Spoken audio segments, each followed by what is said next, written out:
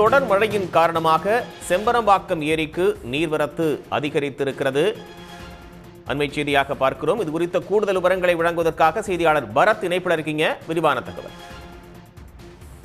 செம்பரம்பாக்கம் நீர்பிடிப்பு பகுதியில் நேற்று இரவு முதலே கனமழையானது பெய்து வருகிறது. இதனால் செம்பரம்பாக்கம் ஏரிக்கு நீர்வரத்து அதிகரித்திருக்கிறது.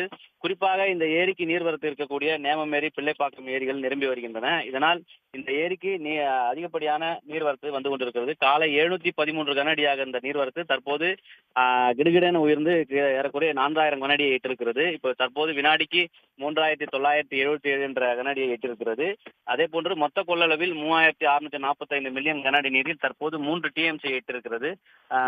செம்பரம்பாக்கம் ஏரியின் மட்டுமல்லாமல் இந்த புறநகர் பகுதியிலும் கனமழையானது பெய்து வருகிறது. பூந்தமல்லி, மதுரவாயில், போரூர் உள்ளிட்ட பகுதிகளிலும் தொடர்ந்து கனமழையானது பெய்து வருகிறது. தாழ்வான இடங்களில் இந்த மழைநீரானது தேங்கி இருக்கிறது. செம்பரம்பாக்கம் ஏரியை பொறுத்தவரை இங்க இருக்கக்கூடிய 24 அடியில், அதாவது இந்த ஏரியின் நீர்மட்டம் 24 அடி, தற்போது 21.6 அடியை எட்டிருக்கிறது.